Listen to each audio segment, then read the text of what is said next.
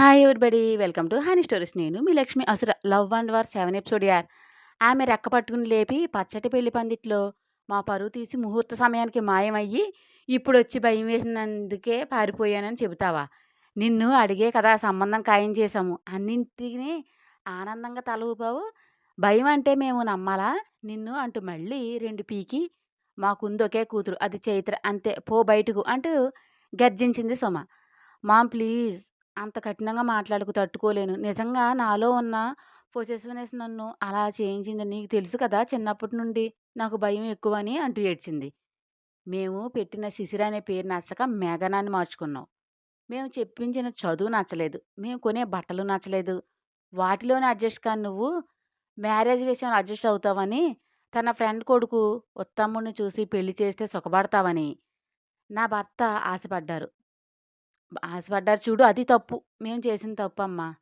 మా తప్పుకు మేమే కాదు నీతో పాటు కాదు ఒక 10 నిమిషాలు వెనుక పుట్టినందుకు చైతుగాడు అనుభవిస్తుంది. బాధ నీకే చక్కగా ఉన్నావు. అలాగే హాయిగా నీకు నచ్చినట్లు బ్రతుకు. మా బ్రతుకు మమ్మల్ని బ్రతకనివ్వు అంటూ చేతులెత్తి నమస్కారం చేసి శిశిర రెక్కపుచ్చుకుని బయటికి గెంటి డోర్ లాక్కేసింది సుమ. నా పిచ్చి తల్లి ఎక్కడుందో ఎన్ని బాధలు పడుతుందో. అసలు ఆ శివ అనేవాడి గురించే ఎవరికీ తెలీదంటున్నారు. వాడెందుకు నా బంగారు తల్లి మీద కన్నేశాడు? తాళి కట్టి ఎక్కడికి తీసుకెళ్ళాడో అంటూ కారే కన్నీళ్ళని చెంగుతో ఒత్తుకుంటుంది బామ్మ. మాతా పరమేశ్వరి! నా బిడ్డ లోకం తెలియని అమాయకురాలు. నువ్వే తోడుగా ఉండు. అది ఎక్కడున్నా క్షేమంగా ఉండేలా చేయి తల్లీ అంటూ మీరు పదండి అంటూ మనోహర్ చేపట్టుకుని తీసుకెళ్ళింది. బిడ్డ కోసం మృత్యువుతో పోరాడి కొన ఊపిరితో బయటపడ్డాడు నా కొడుకు. నా ఆయుష్షు కూడా నా బిడ్డకు పోసి తన బిడ్డ ఎక్కడుందో తెలిసేలా చేసేవే తండ్రి అంటూ వేడుకుంది బామ్మ. చైత్ర ఏడ్చే టైం, వీళ్ళు బాధపడే టైం ఒకటే. రూములోకి వచ్చి అసహనంగా పక్కనే ఉన్న ఇత్తడి ఐడియల్ చేత్తో నెట్టి హా నరిచి ఏ దరిద్రాన్నైతే తరిమి కొట్టానో అదే నా నట్టింట్లో తిష్టవేసింది. చంపకుండా ప్రాణాలతో ఉంచి బిగ్ మిస్టేక్ చేశాను. పక్కా స్కెచ్‌తో నా ఇంట్లోకి అడుగుపెట్టింది. దాని ఇన్నోసెంట్ రూపం వెనక ఎంత క్రూరత్వం దాగుందో నీకు తెలీదు నాని. అందుకే దాని మాయలో పడిపోయి నీ స్నేహితురాలు మనవరాలు నన్నే ఏమార్చాలని చూస్తున్నావు. దాన్ని అసలు రూపం తెలిస్తే నువ్వే చంపాతేస్తావు.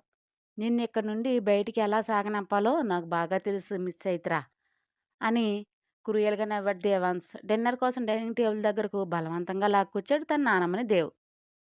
ముసిముసిగా నవ్వుకుంటూ ప్లేట్ పెడుతుంది రుక్మిణి. వదినమ్మ నవ్వకండి. చూస్తే మనవడి మీద మంట మన మీదకు షిఫ్ట్ అవుతుంది అని గుసగుస అన్నాడు భరద్వాజ్. నిజమే రాజా అని మూతి బిగించేసింది రుక్మిణి. చైర్లో కూర్చుంటూ మీ వదిన మరి నా గురించే కదూ గుసగుసలాడుకుంటున్నారు అని గుర్రుగా చూసింది అనసూయమ్మ బామ్మ. మేము లేదే అదేం లేదే కర్రీలేంటి అని అడుగుతున్నాను కదా వదినమ్మ అని అమాయకంగా అన్నారు భరద్వాజ్. కాదమ్మా నిన్నే వెక్కిరిస్తున్నారు ఇద్దరూ కలిసి. మనవడి మీద మంట వీళ్ళ మీద చూపిస్తావంట అని మధ్యలో పొలబెట్టారు బాలకృష్ణ. గుర్రుగా చూశారిద్దరు. నాకు తెలుసు కిట్టు వీళ్ళిద్దరూ తోడు దొంగలని. నవ్వండి మీ పని చెబుతా అంటూ రుసరుసలాడింది బామ్మ. శబరి నీకు ఈ వయసులో ఉపవాసాలు అవసరమా చెప్పు. హాయిగా ఏది కావాలంటే అది తిని శుభ్రంగా రెస్ట్ తీసుకోక ఇంకేం కోరికలున్నాయి నీకు చెప్పు. నేను తీరుస్తా అంటూ తనే వడ్డించాడు దేవ్. నీకు మీ అన్నయ్యకు బంగారం లాంటి అమ్మాయిలు భార్యలుగా రావాలని 16 సోమవారాలు ఉపవాసం ఉంటానని మొక్కుకున్నాను. నువ్వు ఫస్ట్ వారమే చెడగొట్టావు అంటూ మూతి ముడిచింది. పెళ్ళి అనగానే చేదు తిన్నట్లయింది దేవునూరంతా. మానలమైన మోహంతో ఇలాంటి పిచ్చి కోరికలు కోరావంటే తీసుకెళ్లి ఆశ్రమంలో పాడేస్తాను చూసుకో అని బెదిరించాడు. గుమ్మనంగా నవ్వుకున్నారు కొడుకులిద్దరు. వద్దులే ఉపవాసాలని బందని మూతి వంకర్లు తిప్పి నువ్వేంటి చూస్తున్నావు వడ్డించు అని కోడల్ని కరిచింది. ఇది మరీ బాగుంది. మనవడి మీద కోపం నా మీద చూపిస్తారే అని నవ్వి సర్వ్ చేసింది రుక్మిణి. నీ ఫ్రెండ్ మనవరాలు భోజనం చేయదా అని సాగదీశాడు దేవ్. భోజనం చేయక గడ్డి గొసరా తింటుందా ఏంటి? ఏమే బంతి వెళ్ళి చైత్రని పిలువు అని అంద బామ్మ. పిలిచాను అమ్మగారు. ఆకలి లేదంట వద్దు అన్నారు అని చెప్పింది మెయిడ్ బంతి. కొత్త కదా మొహమాట పడుతుందేమో అమ్మ అన్నారు భరద్వాజ్. దానికి కొత్త సిగ్గు ఎగ్గు ఏమి ఉండవు. దానిదంతా నాటకం. నన్ను ఫేస్ చేయలేక దొంగలా దాక్కుంటుంది అని ఎన్నట్ల కచ్చిగా తిట్టుకుంటున్నాడు దేవ్. నేను తిన్నాక తీసుకెళ్తానులే అంది పెద్దావిడ. ఏ నువ్వు ఆమెకు సర్వెంటా? ఏం అవసరం లేదు. ఎవరికి ఆకలేస్తే వాళ్ళే వచ్చి తింటారు అంటూ ఫైర్ అయ్యాడు. అలా అనుకు నాన్న అతిథి దేవో భవ అన్నారు పెద్దలు. ఇంట్లో ఉన్న మనిషి అలా ఖాళీ కడుపుతో ఉండకూడదు. మనకేం మంచిది కాదు అని నచ్చజెప్పింది అనసూయ. మొహం చిట్లించేసి, ఏదో తిన్నా పెరిగి తిని లేచాడు దేవ్. "అదేంటి బంగారం అప్పుడే లేచిపోయావు నచ్చలేదా?" అని నొచ్చుకుంది రుక్మిణి. "అదేమీ లేదమ్మా. నువ్వు చేస్తే బాగోపోవడం ఉంటుందా చెప్పు? ఆకలిగా లేదు" అని సైడ్ హ్యాగ్ ఇచ్చి వెళ్ళాడు దేవ్. "మన శివ ఈ మధ్య అదోలా ఉంటున్నాడు రాజా. ఏంటో కనుక్కో. పెళ్లి మీద ధ్యాస తిరిగిందేమో చేసేద్దాం" అంది నవ్వుతూ అనసూయ. "అంత సరదాగా ఉంటే నువ్వే అడుగు. మేమడిగితే పీక కొరికేస్తాడు. మాకెందుకొచ్చిన తలనొప్పి" అంటూ పెదవి విరిచారు భరద్వాజ్. "అడుగుతా నాకేమన్నా భయమా?" అని రెక్కేసి చెబుతూ, "ఏమే రుక్కు, చైత్రకు భోజనం పెట్టవా?" అని లేచింది బామ్మ. ప్లేట్లో భోజనం వడ్డించిస్తూ, "రేపటి నుంచి కిందకే రమ్మనండి అత్తయ్య. దేవ్ ఊరుకోడు" అంది రుక్మిణి. "తనే వస్తుంది కొత్త కదా" బెదిరిందంతే అని, "ఏ బంతి వాటర్ తీసుకురావే" అని ఆర్డర్ వేసి వెళ్ళింది అనసూయ. ఏడ్చి ఏడ్చి మొహం వాచిపోయి కింద కూర్చుని సోఫాలో తలవాల్చి నిద్రపోతుంది చైత్ర. "ఈ పిల్లేంటి ఫ్యాను లైట్ వేసుకోకుండా చీకట్లో ఉంది" అని, "ఒసే బంతి ఆ లైట్ ఆన్ చేయవే" అంది పెద్దావిడ. "మీరు ఒక నిమిషం ఉండండమ్మా, ఉండండి అమ్మగారు వేస్తా" అని వెళ్ళింది. లైట్ వేసింది. లైట్ వెలుగు రూమ్లో ప్రచురించగానే మెల్లగా కళ్ళు తెరిచింది చైత్ర. "నువ్వెళ్ళవే" అని బంతిని తరిమించి, "చైత్ర ఏంటమ్మా ఇది" అంటూ సోఫాలో కూర్చుంది. "నేను మా ఇంటికి వెళ్ళిపోతాను బామ్మగారు" అని బేలగా చూసింది చైత్ర. "అదేంటే ఉదయం పోను అన్నావు, ఇప్పుడు వెళ్ళిపోతానంటున్నావు, ఏం జరిగిందమ్మా" అని లాలనగా అడిగింది పెద్దావిడ. "నా దురదృష్టం నన్ను ఎప్పుడు వెక్కిరిస్తూనే ఉంటుంది బామ్మగారు" అని చిన్నగా వెక్కింది చైత్ర. "పిచ్చి పిల్ల, కష్టాలు మనుషులకు కాకపోతే మానులకొస్తాయా" అని నవ్వి, "వెళ్ళి మొహం కడుక్కునిరా, భోజనం తినకుండా అలా ఉండకూడదు, మా శివ అడిగాడు నీకోసం, వెళ్ళు" అని తట్టింది. "శివ" అని నిర్లిప్తంగా నవ్వుకుంటూ పెద్దావిడ మాట తోసేయలేక లేచి వెళ్ళింది చైత్ర. డోర్ దగ్గరే నిలబడి, "ఎన్ని డ్రామాలు వేస్తావో వెయ్యి, నేను చూస్తాను. నీ వేషం ముసుగు తొలగించి నిన్ను పాపర్ చేయలేకపోతే అడుగు" అని కోపంగా అనుకుంటూ రూమ్‌కి వెళ్ళాడు దేవ్. నెక్స్ట్ డే శ్రావ్యంగా వినిపిస్తుంది వెంకటేశ్వరుని సుప్రభాతం.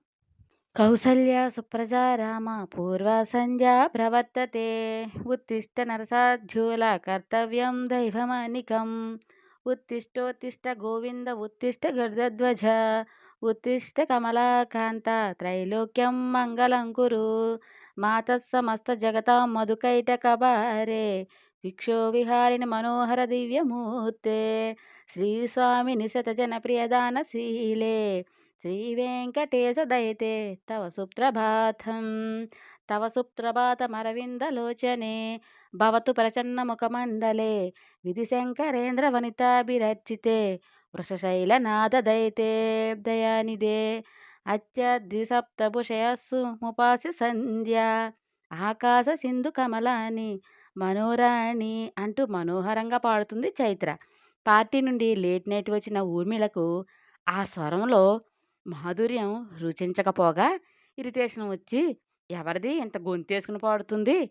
ఈ పెద్దావిడ ఇంటిని కోవెలు చేస్తుంది" అని విసురుగా బెడ్ దిగి జుట్టుని బన్లా మిలిచుట్టి ఫ్లక్కర్తో బంధించి పాచిమొహంతో బయటకొచ్చింది. భార్య దివ్య సుందర రూపం చూసి మొహం చిట్లించారు భరద్వాజ్.